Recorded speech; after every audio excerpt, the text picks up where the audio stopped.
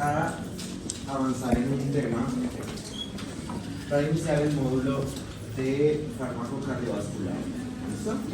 Sé que nos hace falta un tema que es el de la motilidad gastrointestinal, que básicamente se centra en el mecanismo de acción de dos grupos de fármacos, que son los fármacos para tratar el vómito o antieméticos y los fármacos que sirven para tratar la diarrea, de los cuales pues básicamente solo funcional así que ustedes puedan prescribir en algún punto de su vida uno, que es la loperamida, que es un opioide, y pues los opioides ya saben cómo funciona. De todas maneras, pues le acabé de enviar a César una literatura que es un artículo sobre la fisiopatología del vómito, otro artículo sobre la fisiopatología de la diarrea, y recordarles que ustedes tienen el libro de fármaco pues base que está en español, ultra actualizado, revisión 2025 de Rainy Day, y deben leer el capítulo 30 de ese libro. ¿Listo? Con esos tres documentos quedamos cubiertos con ese tema. ¿Listo? Para que la próxima clase vamos a hacer el quiz. ¿Sí, no? La próxima clase va a decir eso.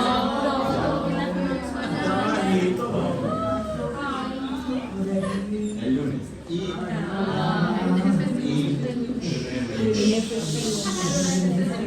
Bueno, el martes. Y ya solo entonces tenemos que reponer una clase, que pues vamos a mirar cuándo fue. De esa manera, pues entonces ¿Claro hasta ahí? Entonces, ustedes muy juiciositos van a aprender antieméticos y antidiarreicos. Y hoy entonces vamos a empezar el módulo de cardiovascular. Un módulo que normalmente desbloquea el cerebro. Y vamos a empezar con algo que es un poco complejo de definir.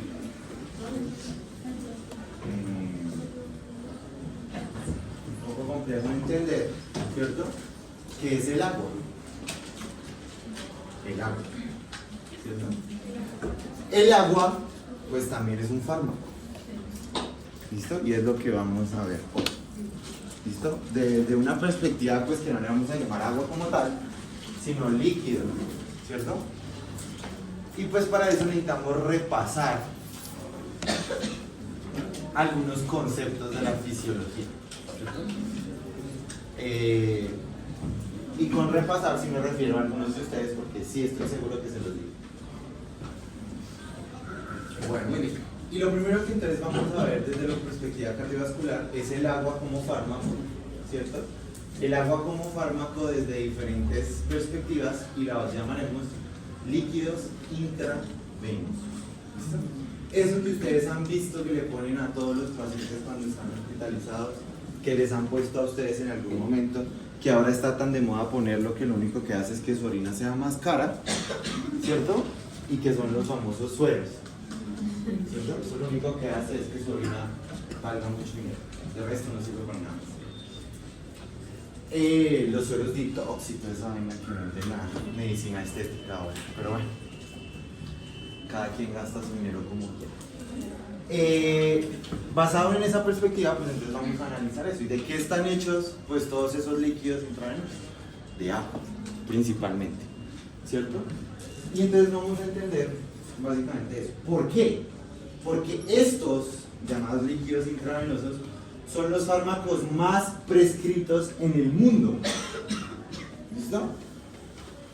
Y ustedes van a verlos aquí en medicina interna, en cirugía, en pediatría, en gineco, en internado, cuando sean internistas, cuando sean cirujanos, cuando sean anestesiólogos, cuando sean intensivistas, ¿cierto? Y van a tener que estudiar, y uno creería, pero ¿qué hay tanto que estudiarle a una bolsa de suero? ¿Cierto? Eso es agua. No. ¿Listo? Es un fármaco como tal, y como fármaco pues tenemos que saber dosificarlo bien. ¿Listo?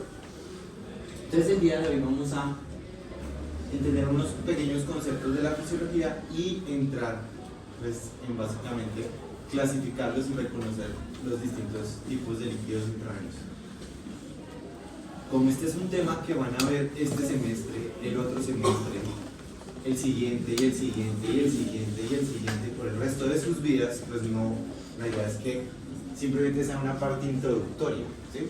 Pero una parte introductoria suficientemente completa como para que ustedes logren tener unas bases sólidas para poder entenderlo, porque tienen que ver líquidos y electrolitos en medicina interna, líquidos y electrolitos en el perioperatorio, durante la cirugía, en las infecciones, en los niños, en las embarazadas, en los viejitos. Entonces, por eso, entonces, cuando roten por medicina interna, pues serán viejitos y en adultos, cuando roten en pediatría. Y ese es un tema que repite y repite y repite. Entonces, pues no se estresen si en principio no entienden hoy, que es, digamos, lo que en los últimos 3 semestres ha pasado, que nunca entienden. Sí, pero pues digamos, no pasa nada, tranquilos, ¿sí? Lo van a ver después. Pero pues tendrán que entender lo mínimo pues, para aprobar el parcial, ¿cierto? Pues es así. Bueno, pero como esto ya lo vieron, pues súper rápido, súper fácil, ¿cierto? Muy bien. Entonces, hace millones, miles de millones de años, ¿cierto? De la nada algo explotó, ¿cierto? Una explosión que básicamente era helio e hidrógeno, ¿sí? Y empezó a constituir todos los elementos que están en el universo. ¿Qué hizo que eso explotara? Mi Diosito, la llama divina, lo que quieran que se llame Big Bang, ¿sí o no? Y empezó a formar planetas, y en uno de esos planetas se unió el oxígeno que se liberó de esa reacción nuclear y mucho del hidrógeno que estaba allí, ¿cierto?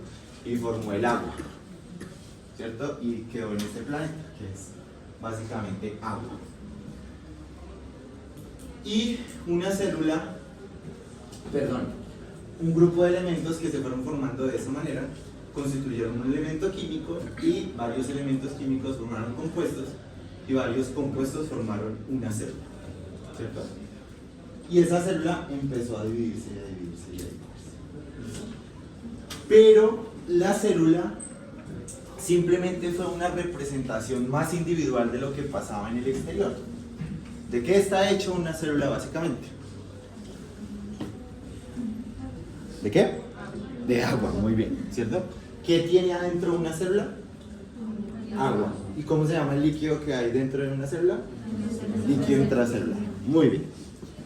Esa célula constituyó uno de los primeros organismos vivos que existieron en el mundo, pues fue el primero, ¿cierto? Que fue un amigo. Y esa célula, pues como ser vivo, necesitó desarrollarse y seguir en el medio. ¿Cómo era la forma en la que esa célula podía obtener las cosas del entorno? ¿Ustedes vieron biología en el colegio? ¿Ah? Claro. ¿De dónde? Del agua, ¿cierto? Del agua alrededor. ¿Y esa agua alrededor dónde estaba? ¿Es el qué? Pues en este planeta, ¿cómo se llama el agua que existe? Los océanos, ¿cierto? ¿Qué característica tiene el agua del mar, de los océanos? Es que salada, ¿cierto? O sea que tiene ¿qué elementos? Sodio y... ¿De qué está hecho la sal? Sodio y... Sodio y... Cloro, muy bien. Acabo de visualizar un sodio y cloro, ¿cierto? Por eso, ¿listo? Muy bien. Y entonces, así fuimos formando. En la medida en que entonces una célula que tiene agua en su interior interactuaba con ese medio para obtener esos electrolitos y funcionar, pues así lo hacía. ¿Qué pasó después? Nos dimos cuenta que se empezaron a desarrollar otras cosas y entonces una célula se empezó a unir a otra y a otra y a otra y a otra. ¿Qué pasa si yo sumo agua con agua? ¿Qué me queda? Agua. Por eso los organismos multicelulares como los seres humanos somos ¿qué? Agua. Agua. Todo eso para llegar acá, ¿cierto? Agua. ¿Cuánto porcentaje de agua corporal total tiene un ser humano?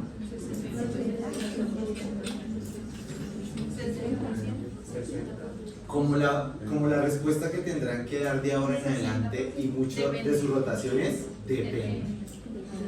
¿Listo? Depende. ¿De qué dependerá? A ver, doctora, usted que dio oficio conmigo. ¿De qué depende? Del peso, muy bien. ¿De qué más? De la edad, muy bien. ¿De qué más? Del sexo, ¿no? Muy bien. En promedio, la concentración de agua es entre 55 y 75% de agua, ¿cierto? Y cuando veíamos física, los que vieron conmigo, entonces aprendíamos unas fórmulas que se llamaban el cálculo del agua corporal total y bueno, muchas otras cosas que hacíamos ahí. Y entonces aprendíamos eso. Todo lo que voy a decir de ahora en adelante, debido a que pues, la ciencia en un tiempo fue muy falocéntrica, pues está escrito es en hombres adultos de 70 kilos. ¿Listo? Es decir, 60%. ¿Listo? De eso, de un ser humano normal, el 60% del peso de ese paciente. ¿Cierto? O sea que si yo analizo eso, el 60% más o menos de una persona de 70 kilos, pues es 42. ¿Listo? Recordando que un litro de agua, ¿cuánto pesa?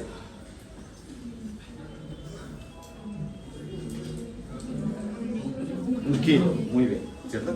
Un litro de agua pesa un kilo, correcto. ¿Sí? Entonces por eso tenemos 42, ¿cierto? Muy bien. De esa cantidad de agua total que tenemos, ¿cierto? 2/3 partes, ¿cierto? 2/3 de esa cantidad de agua, ¿en dónde creen que está? Eso es lo más obvio. El sonidito de dónde viene, me tiene confundido.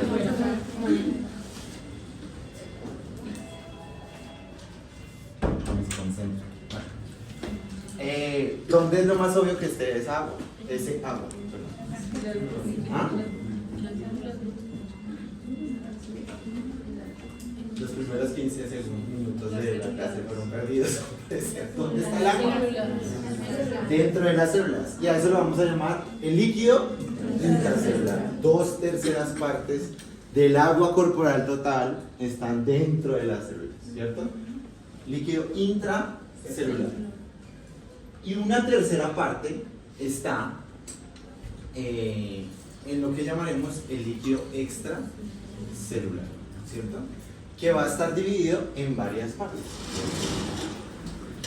Es decir, esa tercera parte, que es el líquido extracelular, está dividida en 3/4 partes en lo que llamaremos el líquido intersticial. ¿Qué es el líquido intersticial o el intersticio?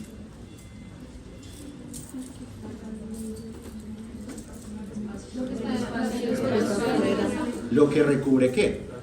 Las células. Y entonces, ¿ahora en qué se parece eso?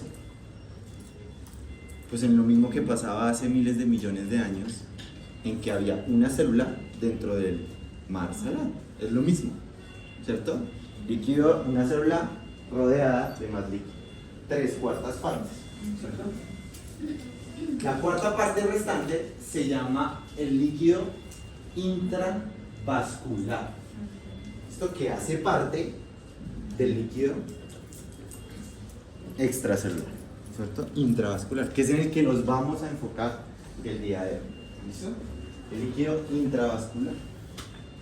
Es importante entonces recordar esa cuestión. ¿Listo? Y existe, pero pues digamos que a veces es muy nimio, digamos que uno no habla específicamente de que sea 1/4 parte, sino como 0.8, ¿sí? cuartas partes, y las otras 0,2 partes es de un líquido que se llama el transcelular, ¿sí? Que no hace parte ni del espacio intravascular ni el intersticio. Entonces, ¿dónde está ese líquido? ¿Ah? ¿En qué parte anatómicamente estará ese líquido?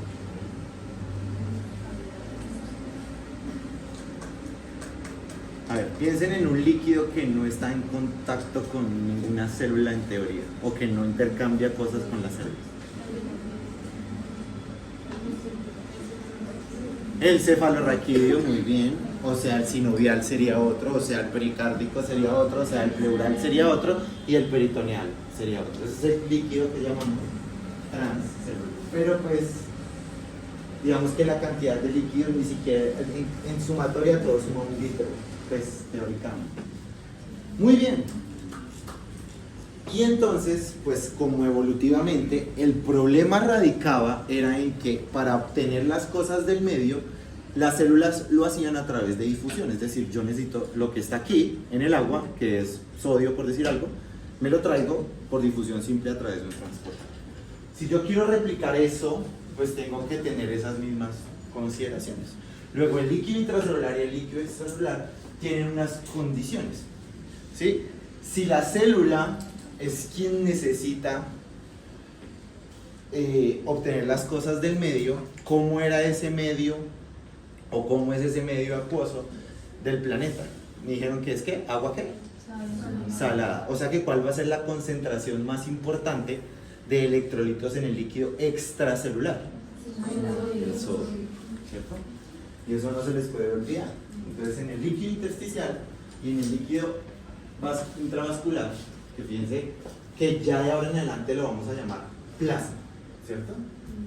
O plasma, ¿cierto? Y cuando veíamos en fisiología, entonces ustedes tenían que hacer fórmulas para calcular el volumen plasmático, cosas interesantes que hacíamos que ya no podemos hacer ahorita porque el tiempo no nos da. ¿Cierto? No nos da tiempo. ¿Listo? Fíjense entonces en esa composición de líquidos y de combustibles, ¿cierto? Entonces sodio en el líquido extracelular es predominante, ¿cierto? Y yo les enseñaba y les decía, recuerden que entonces la concentración del sodio normal es de 135 a 145 miliequivalentes por litro de potasio, ¿listo? El potasio, por el contrario, es uno de los componentes más importantes, pero el líquido intracelular, ¿cierto? Y esa relación debe existir. Como es sal, tiene sodio y cloro, entonces la concentración de cloro en el líquido extracelular pues es, ¿cierto? Muy bien. Existen unos valores normales y es que digamos el sodio en el plasma va de 135 a 145 miliequivalentes por litro, el potasio de 3,5 a 5 miliequivalentes por litro, el magnesio de 1,8 a 2,5 miliequivalentes por litro y el cloro en promedio entre 95 y 110 miliequivalentes por litro. Esas relaciones pues mantienen una cuestión importante que veremos ahorita de las fuerzas, ¿listo? Pero digamos que eso era. Entonces en la medida en que nosotros nos empezamos a volver organismos multicelulares, lo que necesitábamos era replicar eso mismo que hacía cada célula individualmente, pero a nivel macro, ¿cierto? Pero ¿qué pasaba? En la medida en que más y más multicelulares nos volvíamos, pues ese líquido intersticial se iba quedando desprovisto del oxígeno, ¿sí? Ya no podía pasar por difusión simple, porque para pasar por difusión simple, el oxígeno, imagínense, si nosotros respiráramos como hacen los insectos, pues tendría que pasar primero por la piel, luego por el músculo, luego por el peritoneo, por ejemplo, para llegar, digamos, al interocito. Entonces, ¿qué mecanismo empezamos a utilizar para poder llevar ese oxígeno a los tejidos?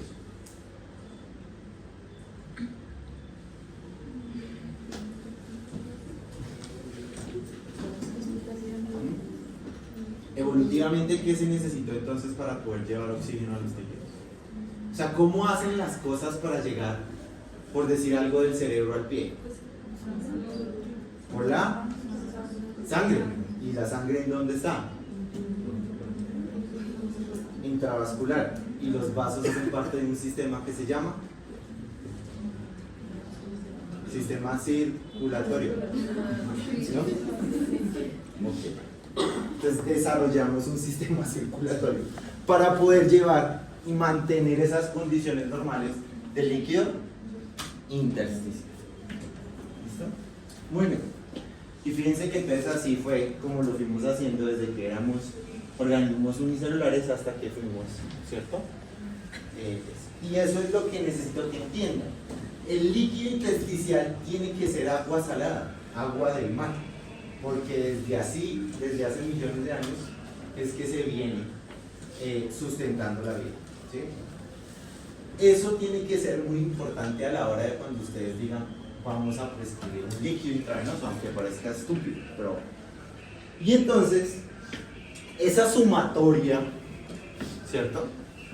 Esa sumatoria de iones, ¿cierto? Genera unas presiones, ¿cierto? Unas presiones. Y entonces aparece un término que se llama osmolaridad, u osmolaridad, ¿sí? ¿Quién recuerda qué es la osmolaridad?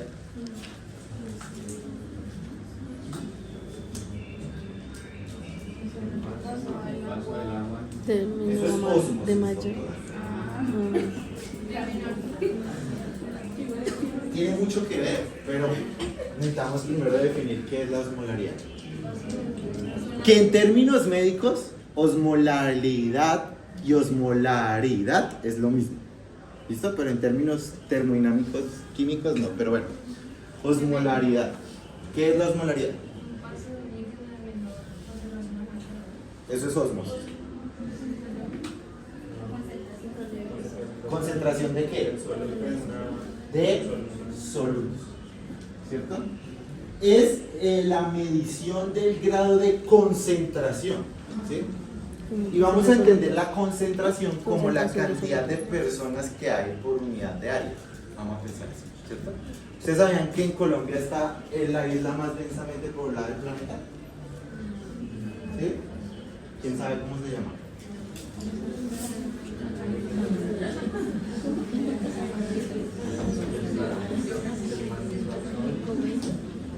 Coveñas, no. Allá es donde los paisas van de paseo. ¿Ah? No. Bueno, yo tampoco me acuerdo cómo se llama, pero hay una isla que... ¿Ah? No, hay una isla en el Caribe, pero es artificial. Y es un área en donde viven más de 1.500 personas por metro cuadrado. Eso es muy densamente poblado. Allá todas las casas son una pegadita de la otra y como en cada casa viven 20 personas. ¿Ah? Santa Cruz. Del Islote. ¿Santa qué? Santa Cruz. Santa Cruz del Islote. Bueno, muy bien, gracias. Eso es concentración. Entonces, si analizamos eso, ¿dónde está más concentrada la gente? ¿En Santa Cruz del Islote o en Bogotá? Eso es. Piensen en eso en el momento de entender qué es concentración. ¿Listo? Solo piensen en eso. ¿Listo? Muy bien. Y ahora vamos a hacer el clásico. Que no sé por qué no. Piensen en un vaso lleno de agua y sal. ¿Listo? El agua es una el agua salada es una ¿qué? Solución, ¿cierto? El agua viene siendo el solvente, ¿cierto? Y la sal se llama soluto. Luego la osmolaridad define la concentración de los solutos en una solución. Creo que jamás en la vida lo había explicado tan plenamente. Es la concentración, ¿cierto?, de solutos en una solución. Eso es osmolaridad. Que para términos prácticos es lo mismo que tonicidad, que vamos a ver ahorita qué significa. ¿Listo? Entonces, el líquido extracelular, específicamente el plasma, aunque pues es equitativo para el líquido intersticial, pues tiene una osmolaridad específica, ¿sí? Y la osmolaridad se mide en términos de un valor que va entre 290 o 285 en algunos libros hasta 300 miliosmoles por kilo de agua. ¿Listo? Lo cual sería lo mismo que decir miliosmoles por litro de agua, ¿cierto? Esa es la diferencia entre decir osmolaridad con L u osmolaridad con L. Si lo estoy midiendo en un litro o en un kilo. Luego, en términos de medicina, da la misma mierda hablar de osmolaridad o de osmolaridad. ¿Sí? Pero ya saben que químicamente pues no es lo mismo. Bueno, muy bien. Ese valor se calcula así. ¿Listo? ¿Por kilo o por litro? ¿Sí? No entremos a definir qué es con L y con L.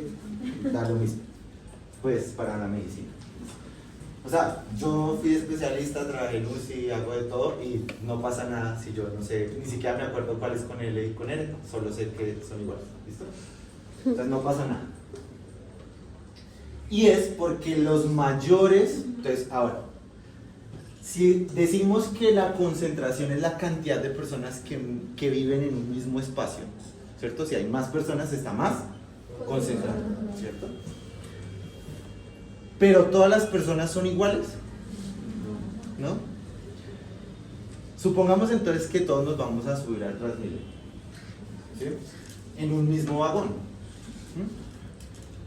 Si todos en promedio que estamos aquí pesamos entre 50 y 90 kilos, ¿sí? Pues es muy equitativo, ¿no?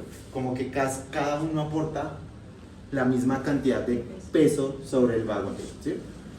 Pero ¿qué pasa si alguien, ¿sí? Digamos nos subimos todos, ¿sí?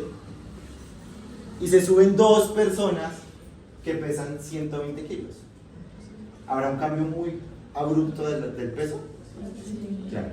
Entonces no todas las personas o solutos, ¿sí? Ejercen la misma tonicidad. Entonces, ¿qué es tonicidad? Es el grado de producir osmolaridad. Es el grado con el que yo produzco osmolaridad. ¿Sí entienden? ¿O ya se perdieron? Entonces, ¿qué es osmolaridad? Todos los solutos aportan la misma Personas cantidad. dentro de un vaso de agua, ¿cierto? Pero ¿qué pasa si hay personas, pues vamos a decir, vamos a poner dos vagones de Transmilenio. En uno hay 100 personas y en el otro hay 100 personas. ¿Listo? Se supone que ambos tienen la misma ¿qué? Concentración. Pero de las 100 personas que hay 99 bebés de un mes, ¿cierto? Y en el vagón del lado, ¿cierto? Hay 99 personas de 20 años que pesan 70 kilos. Luego, ¿cuál es más tónico? ¿Sí? Porque tiene la mayor capacidad de producir osmolaridad, ¿cierto? ¿Claro hasta ahí? Entonces, osmolaridad es el grado de concentración, tonicidad es el grado de producir esa osmolaridad. ¿Listo? Eso quiere decir que si yo la midiera, yo podría hacer la misma tonicidad que hacen los 99 bebés y el adulto, quizás con 5 adultos o con 12 adultos, ¿sí? Y en ambos lados estaría igualmente ¿qué? Tónico, pero menos concentrado aquí. ¿Sí? ¿Ya van entendiendo? Eso. Muy bien, por eso utilizamos los que son más osmóticamente activos, o sea, los más tónicos, los que producen más tonicidad, que son el sodio, la glucosa y el nitrógeno. ¿Listo? Y así calculamos eso, y entonces la fórmula de la osmolaridad plasmática es 2 veces el sodio por la glucosa plasmática dividido en 18 más el nitrógeno ureico dividido en 2.8, ¿cierto? Así se calcula la osmolaridad. ¿Listo? Muy bien. Es decir, que si a mí me da un valor de la osmolaridad, teniendo en cuenta que el valor normal es desde 285 a 300 miliosmoles por kilo de agua, si a mí me da